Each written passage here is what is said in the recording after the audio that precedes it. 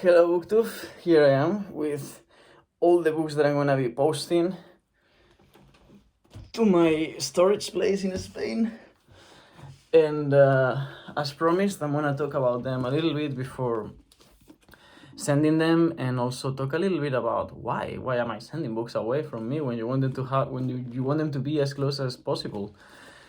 Well, I am sending these books away because I don't have a place, I don't own property, and that's gonna be fixed soon. I'm gonna be buying a piece of land in the mountains with a collapsed ruin that I will reconstruct by myself with the help of my partner, who you saw on the previous Poetry Thursday. I think not the previous Poetry Thursday, but the last top nonfiction video that I made.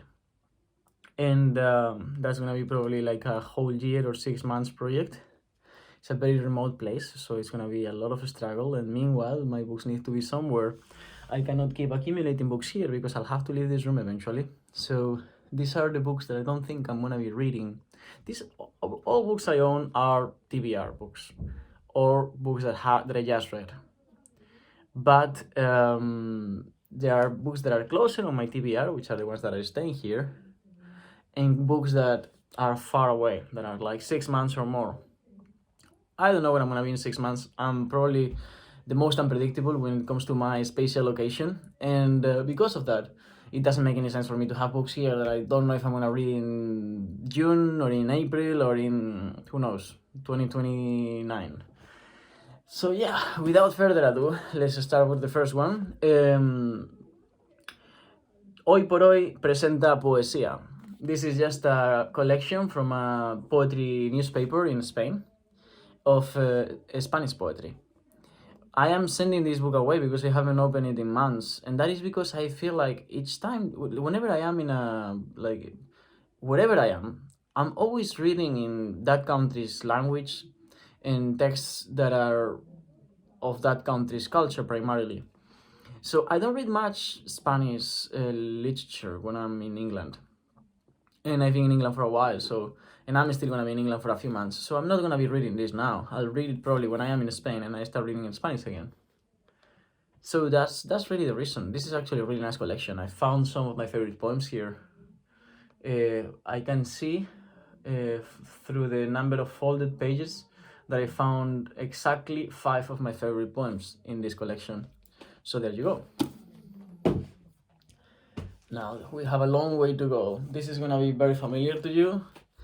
Planta Sapiens, a groundbreaking work of Paco Calvo studying plant cognition and what that would mean to start using words as plants' behavior and question how does it feel to be a plant? What moral implications does that have? What scientific implications does that have? How can that change the way we approach our technology, for example, our capacity to step outside of our anthropocentric views of the world? How would that change if we start to think about plant behavior?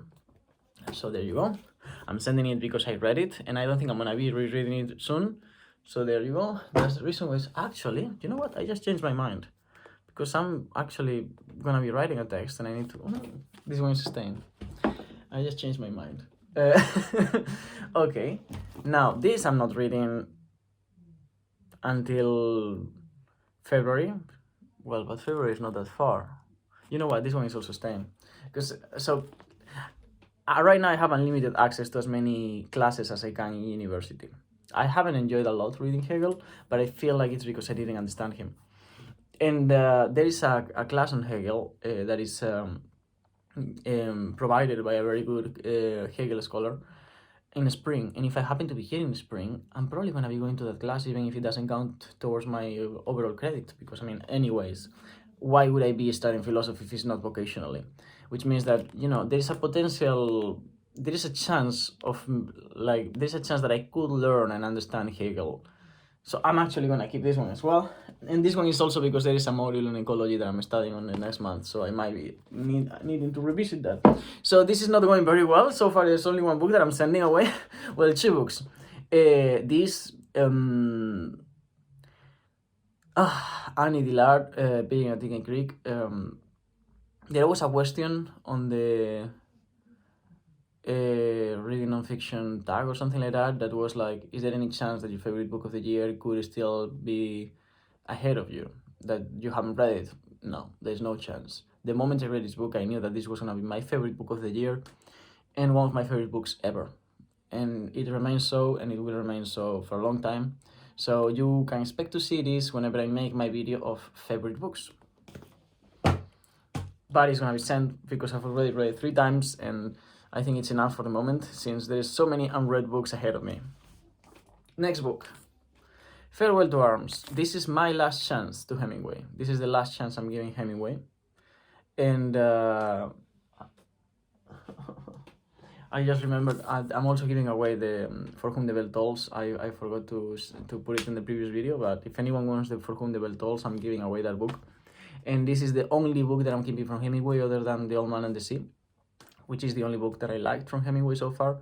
I detested The Sun Also Rises. I didn't like it at all. I just didn't like Hemingway when I was reading him, except for The Old Man and the Sea. However, this is many people's favorite book, and it's my last chance for him as a writer to convince me that he is worth reading. So I'm keeping this book, but I'm not reading it anytime soon because I'm not feeling like reading Hemingway at the moment. Now, these two I've been meaning to read for a long time.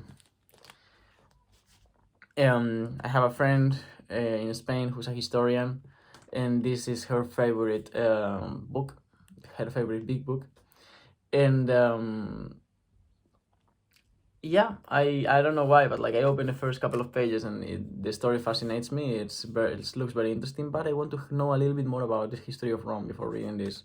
So I'll probably read a couple more of popular histories of Rome, so that I have a better understanding of the historical context before I read this. So that is the only reason why I'm not yet reading this. But I'm really looking forward to read this and many other things that Robert Grace wrote. The next one, I talked about this a couple of times. This is just a stiff recommendation. I'm not gonna read this because before I read The Life of Samuel Johnson by Boswell, I need to read some of Samuel Johnson's books. And I don't have any, and I haven't read any that I know of. So that's the only reason why this is being postponed.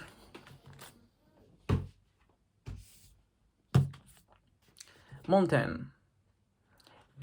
This is my new copy of Montaigne's collected essays. I'm looking forward to read this, but I don't know when. This is a long commitment, and right now I have a very tight reading time and list.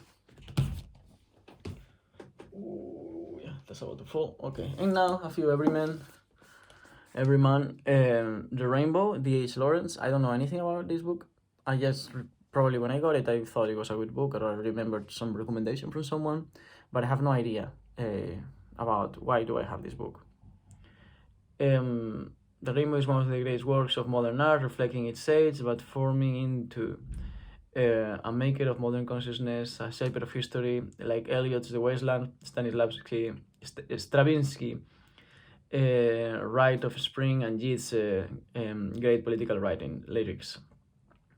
I mean, that sounds relevant, so I think I gotta read it. I don't still know why, but other than that, it's very important. But I'm looking forward to find out. If you know, tell me, why should I read this book?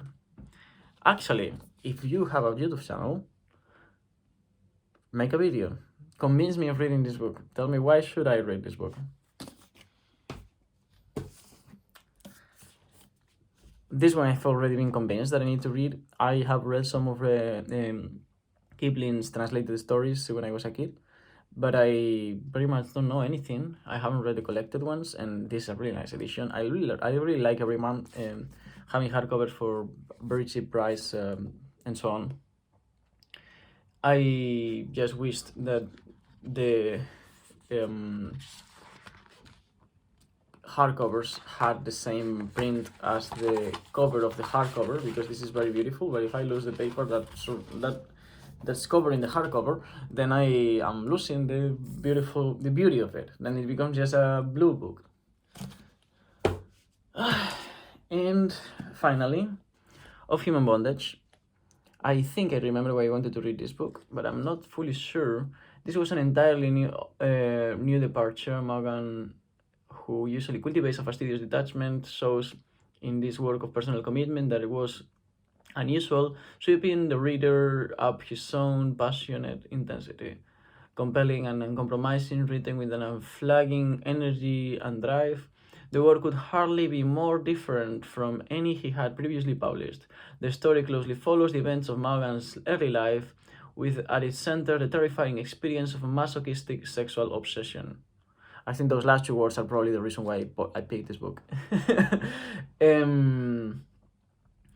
This is from the introduction from Selena Hastings, which looks and sounds promising. And yeah, another book that I am not reading yet, but I will read. And now it's only left to do a long TBR about all the books that I'm reading in 2024, because I already made one for 2023, which I will link in the description. Have a nice day. I hope you can tell me something about the last 3 books, since I don't remember much about them. And I'll see you on the other side.